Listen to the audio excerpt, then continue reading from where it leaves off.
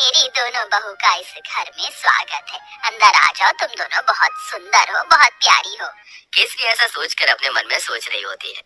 अब मेरी दोनों बहू आ गई हैं, इस घर को अच्छे से संभाल लेंगी, जैसे कि मैंने संभाला है। ऊपर से अब ठंड में मुझे काम भी नहीं करना पड़ेगा।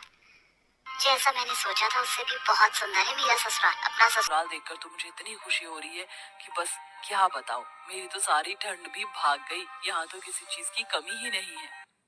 सच कहूँ तो बहुत सुंदर लग रहा है ससुराल। पहले तो मैंने बहुत गरीबी देखी है, लेकिन ससुराल में किसी चीज की कमी नहीं होगी क्योंकि सब बढ़िया है। दोनों बहू के चेहरे पर मुस्कान थी।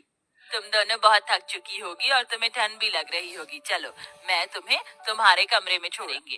केसरी ऐसा कहकर अपनी दोनों बहू को उनके कमरे में लेकर जाती है, जहाँ दोनों बहू थोड़ी देर आराम करती हैं। कुछ ही देर में केसरी उनके पास आती है और उन्हें पहली रसोई की रस्म के लिए बुलाती है। तुम दोनों ने आराम तो कर ही लिया होगा, चलो पहली रसोई की रस्म भी कर लेते हैं। केसरी ऐसा कहने के बाद दोनों बहू को ठंड में रसोई में छोड़कर बाहर चली जाती है। हाँ, मैं तो तुम्हें सामान निकाल कर देना ही भूल गई, अभी देती हूँ। केसरी रसोई में आकर एक कटोरी लेती है और उसमें 6 चम्मच चीनी डालती है, 2 गिलास दूध निकाल कर रख देती है और साथ में 2 कटोरी चावल निकाल के डोंगे में रख देती है। ये रहा सारा सामान। अब तुम अच्छी सी स्वादिष्ट खीर बनाकर सभी के लिए मीठे में लेकर आ जाना। केसरी इतना कहकर रसोई से बाहर चली जाती है और दोनों बहू एक दूसरे की तरफ देख रही होती है। लगता है माँ जी हमें कुछ ज्यादा ही भली समझ रही हैं। मुझे तो लगता है कि उन्हें ये लग रहा होगा कि हमें खाना बनाना ही नहीं आता। चलो कोई बात नहीं, हम अपने हिसाब से बना लेते हैं। ज्यादा बनाएंगे ताकि रात को खाने को मिल जाए।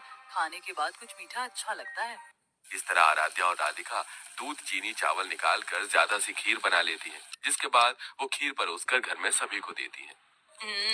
बहुत अच्छी खीर बनाई है। वैसे ठंड में खीर अच्छी लगती है, लेकिन चलो खाना तो अच्छा बनाना आता है तुम्हें। कितनी अच्छी बात है, मेरी बहू तो बिल्कुल मेरे जैसी आई है, थोड़े सामान में ही अच्छा खाना बनाना। केसरी ये सोचकर बहुत खुश हो रही होती है। वो कुछ देर बाद अपने कमरे में आराम करने चली जाती है। अब दोपहर का खाना बनाने की बारी आती है, तो दोनों बहू ठंड में रसोई में आती है। कुछ ही देर में केसरी भी रसोई में आती है। अरे, इस वक्त तुम रसोई में क्या कर रही हो? माँ जी, हमने सोचा कि समय पर ही दोपहर का खाना बना देते हैं। अरे, दोपहर के खाने की क्या जरूरत है, सीधा शाम को खाना बनाना चाहिए ना। वैसे भी ठंड में इतनी भूख कहाँ लगती है। और इस पतीले में क्या रखा है? केसरी तब पतीले को देखती है तो उसके अंदर खीर होती है। हे भगवान, इतनी सारी खीर! तुम दोनों ने इतनी सारी खीर कैसे बना दी, जबकि मैंने तुम्हें सिर्फ 2 कटोरी चावल दिए थे, 2 गिलास दूध दिया था। अरे माँ जी, हमने ज्यादा इसलिए बना ली थी ताकि हम रात तक आराम से खीर खाते रहें। हे भगवान, तुम्हारा पेट है कि कुआं? आज के बाद ऐसा बिल्कुल नहीं होना चाहिए। जितना मैं सामान दूंगी उतना ही बनेगा। ठंड में इतना खाना कोई नहीं खाता। लेकिन माँ जी, लेकिन वेकिन कुछ नहीं। इस घर को चलाना है या घर की बर्बादी करनी है? आज से ही अपने कान में आटा लगा लो, फिर ये गलती नहीं होनी चाहिए। राम राम राम, इतनी सारी खीर देखकर कहीं आज मुझे हार्ट अटैक ही ना आ जाए। ऐसा बोलते बोलते केसरी अपने कमरे में चली जाती है और दोनों बहू ठंड में कांपते हुए एक दूसरे को देखती रह जाती हैं। फिर आती है रात को खाना बनाने की बारी।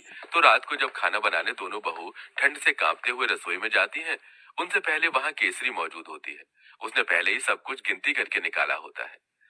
देखो बहू, ये 1 बैंगन है, 4 आलू हैं, साथ में मैंने आटा निकाल कर रख दिया है। इस आटे में से केवल 10 रोटी बननी चाहिए। 2 मेरी, 4 तुम दोनों की और 4 दोनों मेरे बेटों की। ऐसा कहकर केसरी रसोई में चली जाती है। इस तरह दोनों ही बहू कंजूस सास से बहुत ज्यादा परेशान हो जाती हैं। रोटी बनाते बनाते आखिरी में 10 रोटी के बाद एक लोई रह जाती है। दोनों बहू वो भी बना देती हैं। तो इस बात पर भी केसरी उन्हें खूब सारी बातें सुना रही होती है।